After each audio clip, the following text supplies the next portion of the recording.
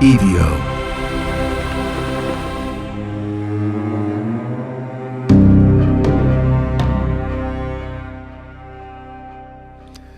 Welcome back to The Devil Within.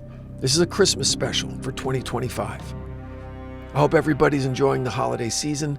Happy Hanukkah. Christmas is right around the corner. And I know I'm calling this a Christmas special. Look, I'm an inclusive guy. I love all of the holidays. I'm not purposely, well, I guess I am purposely cutting out the other major holidays of the season and focusing on Christmas for a very specific reason, which you'll understand in a second. So a little backstory here. About a week ago, I was out to dinner with a friend of mine who happens to be a movie lunatic. I love movies as much as the next guy, but this guy is, obsessed. And he always wants to talk about something in a very deep and kind of specific kind of way, getting into the minutia of different kind of movies. And he was focused on 80s cinema for this dinner, and one movie in particular that had me kind of surprised. The movie he wanted to discuss was Revenge of the Nerds. I'm a child of the 80s. I'm a proud Gen Xer. I know that movie back to front. I watched it probably 1,000 times. It was on a loop on HBO when I was a kid. And I remember it being very funny. I remember it having some cool nudity for a 14-year-old kid that I liked seeing, and didn't have any big problems with it. But then we started talking about it, and we started dissecting it. And here's what my friend, here's the main conceit of this whole conversation was this. Yes, it is a perfectly acceptable, run-of-the-mill underdog revenge story. There's a group of marginalized people who are bullied and ridiculed, who somewhere in the end of the second act find their courage and use what they were being ridiculed for against their oppressors and win the day. In this case, they're nerds, which means they're smart. So they use technology and they use their brains, and they behave in ways that these dumb jocks would never be able to counter to, get their comeuppance. So, but the third act, the avenues that the nerds took to deliver the comeuppance to their oppressors happened to be revenge porn, date rape, things that today you'd have a really hard time making a movie about. And I was sitting there with him thinking, fuck, he's right. And I suddenly looked at that movie through the lens of not a 14-year-old who wanted to see boobs on TV, but from a dad of daughters who are going to be going to college in a couple years, and thinking of my friends who already have kids in college, who loved that movie along with me when we were 14. And I was laughing my ass off going, holy shit, the things that they were doing in that movie. Not to say that it wouldn't get made today. It might, but it wouldn't be a major studio release. It would be buried somewhere on a streamer that you'd find at 2 a.m. on a Wednesday when you can't sleep. Revenge of the Nerds, look, it was well written, it was well shot, it was well directed, there were some big actors in it. John Goodman was in it, Anthony Edwards, Goose from Top Gun, and a host of other fine actors that went on to have great careers. So this didn't hurt anybody's career. No one got blacklisted because they glamorized a panty raid and hidden cameras in girls' dorm rooms, or pretending to be a girl's boyfriend in a mask and then having sex with her. So those kinds of things that were celebrated in that movie today as a parent, I find to be honest, I find kind of shocking. But I'm a protective dad. I'm kind of a strict dad. So rethinking that movie through a more mature lens changed the whole thing for me. So more to the point, though. So that got me thinking about what other 80s cinema fucked me up a little bit. And on the drive home, I was going through a checklist of films, and almost every one of them, for whatever reason, was a Christmas movie. And I know some of you are thinking out there right now going, holy shit, he's right. I hope he does this movie or this movie. If I miss one of yours that you're thinking of, please email me and I'll make sure to include it next week. But these are the ones that stood out that when I go over them, if you've forgotten, you'll probably be surprised as well that not only were these storylines kind of explored in a Christmas movie, but in Christmas movies that were generally geared towards families and kids. So, settle in, have some, I don't know, hot cocoa or make a fire or, I don't know. Enjoy Devil Within Christmas Special. 80s movies that you wouldn't believe. Chapter 1, the season of silent nightmares. So there's something about December that tricks us into believing the world softens. Lights go up, Christmas carols drift through speakers in the grocery stores and elevators. Cinnamon finds its way suddenly into everything, lattes and pine cones, decorative candles that smell like your grandmother's foyer. And we, like obedient extras in a Norman Rockwell painting, nod along, pretending as if the dark doesn't follow us indoors. But for every sparkling tree, every sugar-coated tradition, there is another Christmas story. One less wrapped in sentimentality and more steeped in the uncanny. If you grew up in the 1980s, you already know this, because the holiday films marketed to children back then weren't all miracles and magic. Some were borderline pre-traumatic stress experiences disguised as Yuletide cheer. This is the generation whose holiday comfort movies contained death monologues, demonic puppets, marauding gremlins, psychopathic mall Santas, and cosmic abandonment.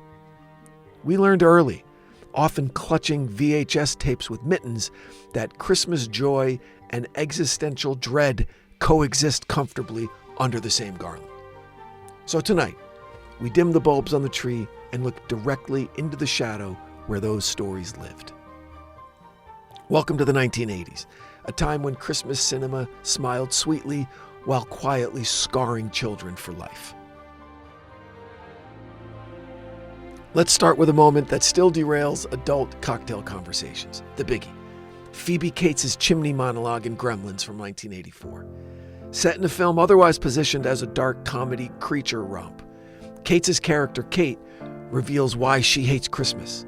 The scene starts innocently, lights twinkling in the town square, snow collecting in endearing little drifts, until she unveils a childhood trauma so bleak it belonged in a Bergman film, not a Spielberg-produced family blockbuster. Her father, she explains, disappeared one Christmas Eve. Days passed with no trace. Then she smelled something burning in the fireplace. Firemen arrived and they discovered his corpse lodged inside the chimney, dressed in a fucking Santa suit. He'd been planning to surprise the family by being Santa. Instead, he broke his neck and slowly decomposed over several days while 7-year-old Kate slept downstairs, likely listening for sleigh bells. That monologue was presented as character backstory, not the premise of a horror movie. Just, something for kids to take in while eating popcorn. Yeah, it was the 80s. We were built differently. But we were also kind of quietly damaged. And Gremlins wasn't the only offender. Silent Night, Deadly Night, also from 1984, banned in multiple regions, gave children a killer Santa slasher icon who spares no one. Insane toy scene? Check. Axe executions? Check.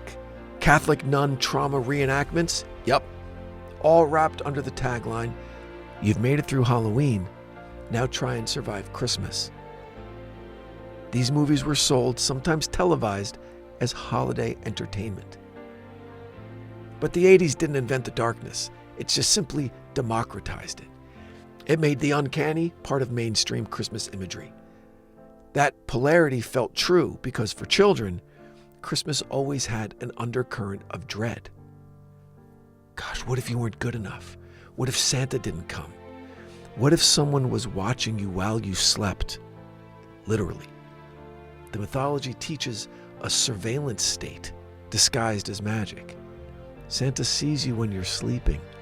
We accepted that sentence without blinking. The 80s just added sharpened edges.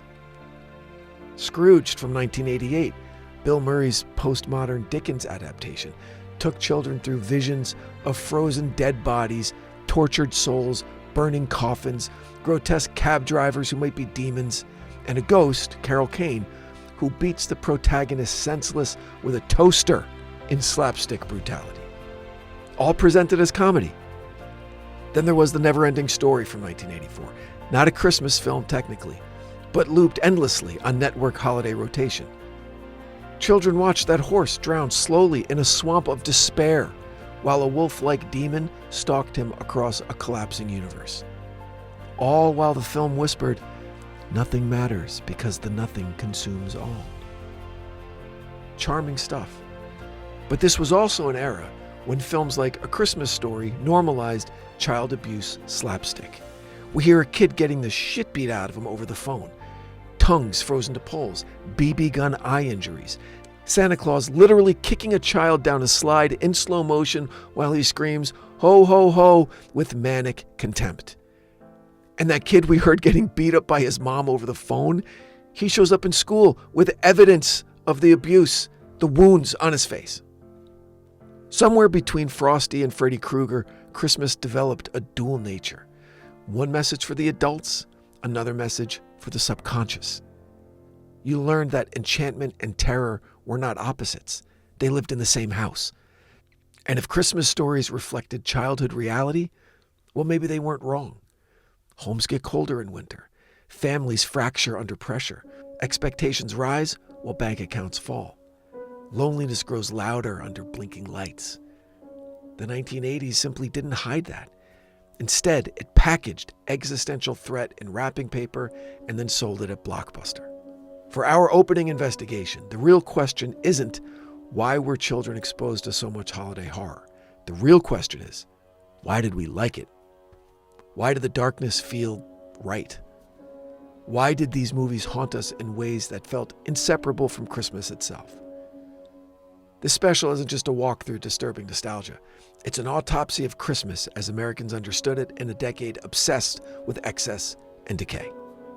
So tonight, Gremlins, Silent Night, Deadly Night, Scrooged, Black Christmas echoes in the background, plus a few more modern selections later, like Krampus or Better Watch Out, where the tradition of traumatizing audiences is alive and thriving. Holiday cheer, it's a very thin veneer, but beneath it lies something ancient. Fear of the dark when days grow short, fear of winter scarcity, fear of unseen things on rooftops. The movies just illustrated it for us. In the next chapter, we go deeper. We look at why children absorbed these images the way they did, and why horror and Christmas have always been intertwined far earlier than Hollywood, and how the 1980s perfected it. Welcome to the season of silent nightmares. Let's unwrap them. Chapter 2, when holiday cheer curdles into horror. There is something deeply American about the idea that Christmas, our most aggressively sentimental holiday, insists on being haunted. We are a nation that insists on innocence, but can't resist ruin. So while mall Santas ho-ho-hoed through the 1980s, Hollywood quietly pulled tinsel over razor wire and fed it to their children in the multiplex. This chapter is where the mask slips. If chapter 1 was the cold open, that Gremlins monologue whispered like a curse. Chapter 2 is the sweeping shot of the neighborhood. Inflatable reindeer on lawns, icicle lights on gutters, the glow of tinsel reflecting against window glass, and an undercurrent humming beneath it all. What if the monster isn't outside the house, but dressed like Santa, climbing into it? The Reagan years brought consumer boom, cultural conservatism, tax cuts, televised sermons, and a nostalgia industry engineered to convince Americans that childhood was a Norman Rockwell painting returning from exile. The problem was, filmmakers remembered childhood differently. They remembered fear. They remembered loss. They remembered sitting too close to the TV while parents weren't looking. That's why Christmas horror didn't bloom in grindhouse theaters. It bloomed in family movies. because the most disturbing Christmas movie moments weren't sold to adults. They were packaged for us, for the kids. The 1984 slasher Silent Night, Deadly Night caused national outrage, not because it was violent, because everything was violent, but because it suggested something nearly heretical, that Santa might be the killer. Religious groups protested, parents marched, newspapers howled that childhood was under attack, which of course made every single kid in America desperate to see the movie. But here's the kicker. The film wasn't alone. From Christmas Evil in 1980 to the Tales from the Crypt episode All Through the House, the 80s weren't just inventing Killer Santa. They were weaponizing our comfort icons. And the message was simple. Trust is the most dangerous ingredient in horror. So why did kids latch on to these stories? Because Christmas promises magic. And magic, when twisted, is terrifying. Think of A Christmas Story from 1983, marketed as cozy Americana, the BB gun fantasy, the Red Rider, the snow soft childhood. But beneath it, a kid nearly shoots his eye out. A sadistic department store Santa kicks him in the face, and the family ends up eating Christmas dinner in a Chinese restaurant after dogs destroy their home-cooked turkey. Now, this isn't horror, but it's almost chaotic enough to be horror. That's the beauty of 80s Christmas cinema. Even the warm movies have teeth. So look at the decade's holiday films through the eyes of a child. Parents lose control. Authority figures fail. Santa just might be the monster. Adults dismiss fear as imagination. This is all horror 101. Again, the 80s perfected it. The horror of these films isn't supernatural. It's emotional whiplash. Everything looks safe, but nothing is. Christmas lights flicker in windows. Meanwhile, a gremlin explodes in a microwave. Santa's sleigh carries knives. Mom decapitates a monster with a blender. Dad tries too hard to make magic and cracks open tragedy instead. We were a generation raised to expect wonder, so filmmakers fed us trauma disguised as whimsy, and we just gobbled it up. But why here and why then? Kids in America in the 80s, we were left alone a lot. The latchkey culture, divorce spikes, parents busy working second jobs or rebuilding their lives, cable TV filling in the role of the bedtime storyteller. And the storyteller was fucking unhinged. So filmmakers, many of them 60s and 70s kids, processing their own trauma, took the cozy holiday we trusted most and seeded dread inside it. The formula: Christmas setting, safe premise, child protagonist, emotional or literal horror intrusion. And that dissonance, joy plus fear, was a psychological feast. And the decade even flirted with apocalyptic Christmas storytelling. The Twilight Zone revival's Christmas episodes, Scrooged turning Dickens into surreal corporate existential dread, Krampus myths resurfacing in whispers, and in every frame, one truth. If Christmas is supposed to fix everything, then Christmas falling apart is the scariest thing of all. And why does this matter? Because children learn something subliminal from 80s Christmas cinema. That happiness is fragile. That magic fails. That monsters might come wearing a red hat. That behind every jingle is the creak of a dark attic door. And in that space, that gap between what Christmas promised and what the movies delivered, a new myth was born. The devil within the holidays. Which is where Chapter 3 begins. The deep dive into the most disturbing holiday films of the decade and how they scarred us in ways we didn't recognize until we were adults.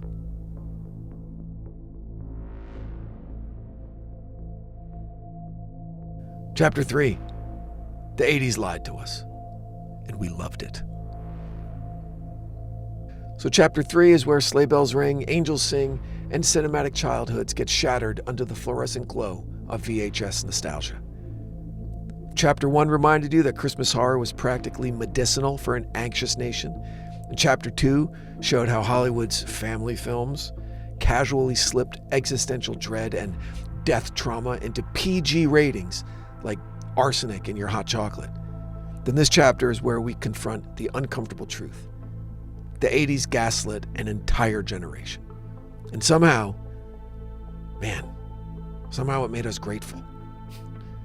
The decade that gave us Reagan, mall culture, Atari, neon spandex, it also gave us family movies where Santa dies in a chimney, where monsters replicate from wet mogwais, where toys murder their owners, and every wish comes with a corpse-flavored moral penalty. The adults called it wholesome. We called it, Tuesday on HBO. How come no one warned us? So let's revisit that movie that permanently ruined chimneys for a generation, Gremlins. Phoebe Cates' monologue. I know I talked about it a little, but we really need to investigate that infamous confession delivered in a hushed tone against those twinkling Christmas lights. It's a fucking masterclass in psychological violence, disguised as, movie backstory. He was climbing down the chimney with presents. He slipped and broke his neck. They didn't find him until 4 or 5 days later. Children watched this in theaters. Parents whispered, "Oh, how sad, it just passed the popcorn." To this day, thousands of people can't look at the fireplace in the same way. I'm one of them. But Gremlins wasn't a horror film, not officially. It was marketed as funny, as cute, as a Christmas movie. And that was the 80s genius. It's deceit. Again, consider A Christmas Story, that perennial family classic. Sure, it's charming, nostalgic, and endlessly quotable, granted. But beneath its snow globe veneer is a lover's quarrel with child endangerment. There's a neighborhood bully who threatens to murder Ralphie, a child sticking his tongue to cold metal and howling in genuine agony as classmates betray him. The mom washing Ralphie's mouth out with soap, a punishment that, depending on your household, was less a cinematic image and more an autobiographical one. Yeah, kids laughed. Hell, parents laughed. Something in the 80s conditioned entire generations to just normalize trauma as comedy. And isn't that the most devilish trick of all?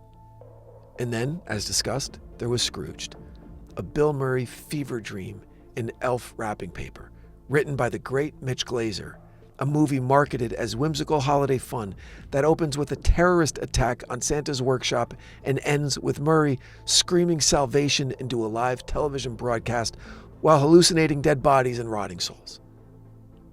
No wonder we're anxious adults. But disturbing content wasn't always violence. Sometimes it was existential dread. Think of The Never-Ending Story. Again, not strictly a Christmas film, but still a staple of holiday airings. And it introduced millions of children to the death of Artax, the horse, drowning in despair. The Nothing, an entity that literally erases reality. And a child realizing he must suffer to save imagination. This movie aired on Nickelodeon Christmas marathons. And why? Well, because the 80s believed that the holidays were the right time to teach children that existence is fragile. No wonder we grew up needing therapy, craving dark humor, and now we love true crime podcasts. But here's the twist. The 80s didn't torture kids accidentally. They did it because they believed that we could take it.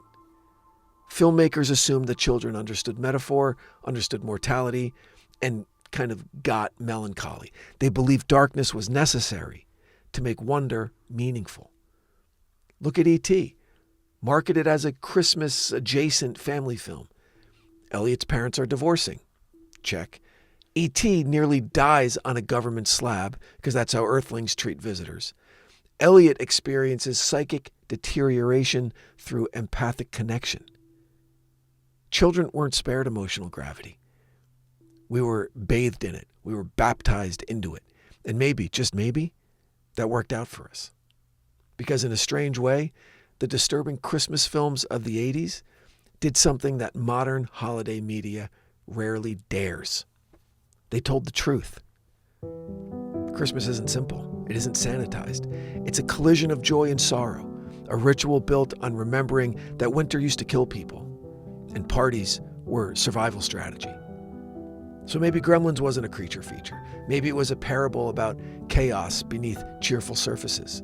Maybe A Christmas Story wasn't really supposed to be slapstick. Maybe it was a meditation on honesty about childhood cruelty. Maybe Scrooged wasn't cynical. Maybe it was a deeply Catholic meditation on redemption in a commercial wasteland. And the children watching, the ones clutching hot cocoa and Goosebumps novels, absorbed something essential. Darkness doesn't negate wonder. It amplifies it. Which brings us to modern times, where holiday movies still slip the knife between the tinsel. Krampus in 2015, where Santa's shadow drags a family into hell for losing faith. Better Watch Out in 2016, a home invasion thriller masquerading as a Christmas movie that exposes male entitlement as horror. Anna and the Apocalypse from 2017, a Christmas zombie musical where cheer becomes carnage. The legacy continues because Christmas isn't innocent. It never was. It's ritual built atop winter, death, and longing. The 80s just sneaked the truth into multiplexes and cable TV. So tonight, as you rewatch Gremlins or Scrooge or A Christmas Story, remember, the devil was always in the wrapping paper. You just didn't know you were opening him. On the next episode, we go deeper. From Krampus to Killer Santas, the European ghosts Hollywood stole, and why winter folklore always drips more blood than eggnog. Thanks for listening, and Merry Christmas. And especially a big shout out to all my Gen X brothers and sisters out there who, despite the world seemingly want to see us all dead, we're still here. Make sure you're following The Devil Within wherever you get your podcasts, and rate and review. It helps more people discover the show. Follow us on our socials at The Devil Within Pod and at EVO Creative. And feel free to email us your thoughts, your stories, your complaints, your reviews at info@evocreative.com. Seriously, we'd love to hear from you. And don't forget to check the show notes for amazing deals from the great companies that still support long-form storytelling. Again, Merry Christmas, Happy Holidays, and until next time, stay safe out there.